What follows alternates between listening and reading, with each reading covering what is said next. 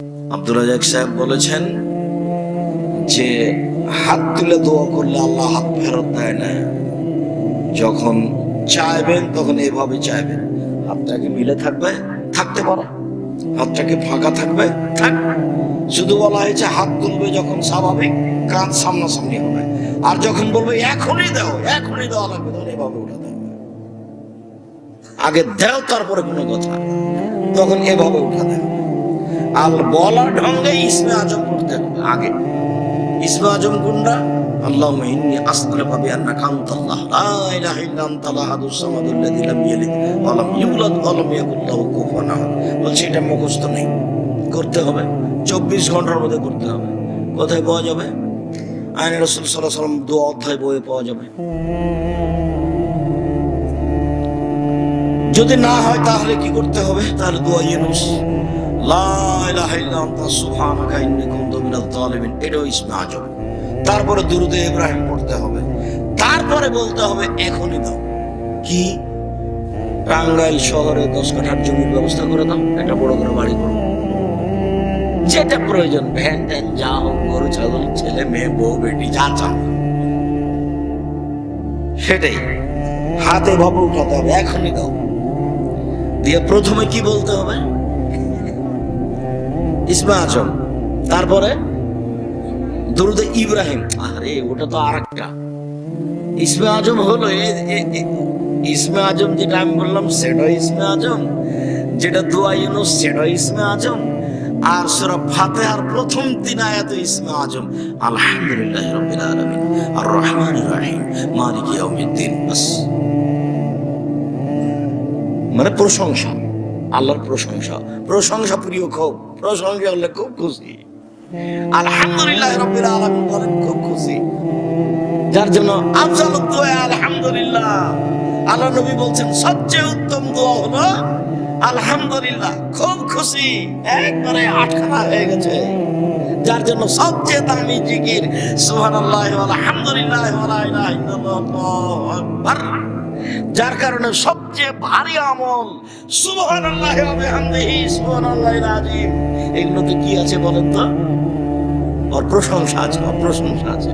খুব খুশি, প্রশংসা করলে খুব খুশি, যার জন্য প্রশংসা দিয়ে কথা শুরু করতে হবে। তখনও বলবো হ্যাঁ কি চাচ্ছ বলো দেখি, এবার যা চাইবে তাই দিয়ে দেবো। বুদ্ধি করেছ, প্রশংসা করেছ আমার, তারপরে দুরূদ পড়েছ। দুরূদ যদি না পড়ো তাহলে দোয়া উঠতে উঠতে এখানে থেমে যাবে, আর ওদিকে ঢুকতে পারবে। কেন?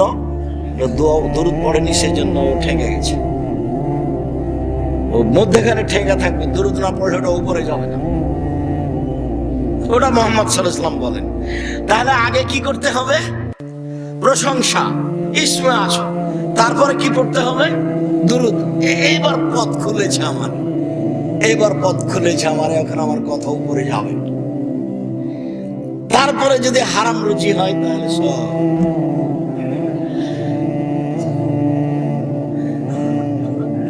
লোকটা বিপদে আছে, বিপদে পড়লে আল্লাহ যা বলেন সেটাই শুনে নেন। লোকটা মুসাফির, মুসাফির মানুষ যা বলে সেটা আল্লাহ শুনে নেন।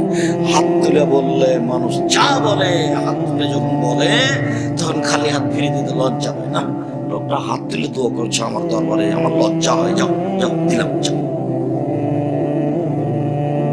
তো লোকটা হাত তুলে বলছে, এরপরে একটাও হলো না। কেন? খাদ্য আছে হারাম, পানি আছে হারাম, পোশাক আছে হারাম, বিবেক নির্বাহ হারাম। আমি শ্বশুরের কাছে টাকা যৌতুক নিয়ে বিবাহ করতে রাজি নই। আমি আব্দুর রাজ্জাক বিন ইউসুফ বলেছি, ভিক্ষা করে টাকা দিয়ে চাউল কিনে ভাত খেয়ে ইবাদত কবুল হবে, যৌতুকের টাকা দিয়ে চাউল কিনে ভাত খেয়ে ইবাদত কবুল হবে না। এই দেশে কোনো ব্যাংকিং ব্যবস্থায় চাকরি করে টাকা দিয়ে চাউল কিনে ভাত খেয়ে ইবাদত কবুল হবে না। এই দেশের কোনো এনজিওতে চাকরি করে টাকা দিয়ে চাউল কিনে ভাত খেয়ে ইবাদত কবুল হবে না। অজান্তে যেসব টাকা পয়সা উপার্জন করছেন, বুঝতে পারলেন এটা টাকা বৈধ না অবৈধ, সেই টাকা দিয়ে চাউল কিনে ভাত খেয়ে ইবাদত করে হাত তুলে দোয়া করলে কবুল হবে না। হাদিস বুখারী মুসলিম। আর তোমাদের টাঙ্গাইলের কোন এলাকার জনৈক বড় ডাক্তারের কথা তোমাকে আমি কত শোনালাম, খুব বড় ডাক্তার, মেধাবী ছেলে, লন্ডন থেকে পড়ে এসেছে, পিজি হাসপাতালের বড় ডাক্তার, 2.5 লক্ষ টাকা বেতন, 3 লাখ টাকা। বাড়িতে আসলো, বাবার বাড়ি, গাড়ি থেকে নামলো, পরনে প্যান্ট আছে, টাকনোর নিচে আছে, গলায় টাই আছে, দাড়ি চাঁচা আছে, হাতে সিগারেট আছে, এইভাবে গাড়ি থেকে নামলো। একটু পরে বৌমা গাড়ি থেকে নামলো, গায়ে হালকা হালকা কাপড় আছে। একটু পরে নাতনি গাড়ি থেকে নামলো, দেখা গেল গায়ে কাপড় নেই, দেখা গেল গাড়ির পিছন দিকে কুকুর আছে। টাকা সবই লস। এইবার প্রেসক্রিপশনে যা লিখেছে তা ওই কোম্পানি লিখেছে যে কোম্পানি তাকে কি দেয়, টাকা দেয়।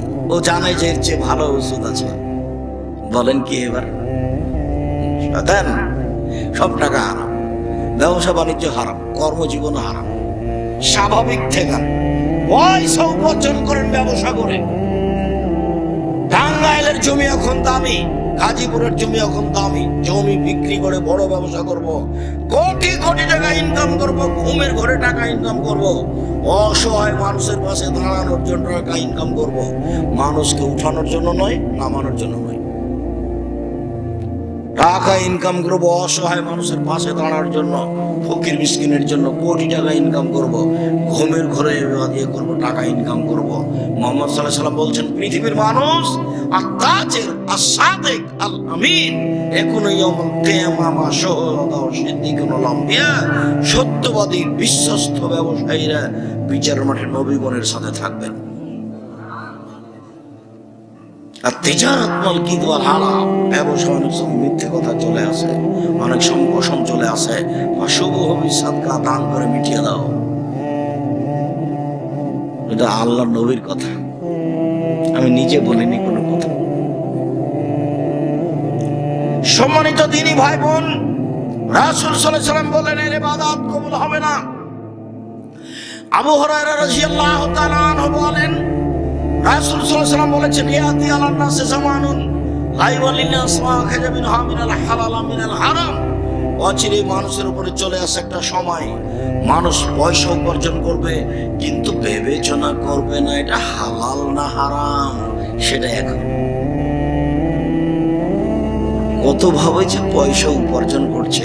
আল্লাহ নবী বলছেন, লাল ফাকশা ফাকরা আলাইকুম, আমার উম্মত দরিদ্র ফকির হয়ে যাবে এ ভয় আমি করি না। আলাইকুম আসসালামাইকুম, আমার উম্মত পুরুষ নারী শুনে রেখো, আমি তোমাদের উপরে ভয় করে আশঙ্কা করি যে বসতাত আলাইকুম দুনিয়া কামা বসতাত মান কানা কাবলাকুম, পৃথিবী তোমাদের সামনে তুলে ধরা হবে প্রযুক্তি আর প্রযুক্তি, টাকা আর টাকা। দেখবা শুধু প্রযুক্তি আর প্রযুক্তি, টাকা আর টাকা। যারা ইহুদি খ্রিস্টান ওরা সব সময় টাকার বিনিময়ে কাজ করে। ওদের পথে আছে দুবাই। তার মানে এখানে একটা গাড়ি রেখেছেন ফাঁকা জায়গাতে রাস্তাতে, তো ওখানে গাড়ির পার্কিং এর একটা দাগ করা আছে, ওখানে গাড়িটা রেখে দিয়ে টাকা দিয়ে সরতে হবে, নাহলে 300 দিরহাম জরিমানা লাগবে। নেট ব্যবহার করবেন টাকা দিয়ে, নেট ব্যবহার করতে টাকা ছাড়া কোনো জিনিস করে না। পড়াশোনা করে টাকা দিয়ে, বহির্বিশ্বের ছেলে মেয়েরা পড়াশোনা করে কিসের জন্য? সব সময় টাকা ইনকামের জন্য, যার জন্য ওরা পুঁজিবাদী মিথ্যাবাদী। ওরা আল্লাহর রাস্তায় কোনো কাজ করে না। মুসলমান কিছু আল্লাহর রাস্তায় কাজ করে, আল্লাহর রাস্তায় কাজ করতে করতে গিয়ে সামাজিক পিছিয়ে পড়ে গেছে, তখন এরা অর্থে এবং কর্মে চিন্তা চেতনে কি হয়ে গেছে, পিছিয়ে পড়ে গেছে। ওরা আগে চলে গেছে, ওরা শুধু পয়সা নিয়ে চিন্তা করে।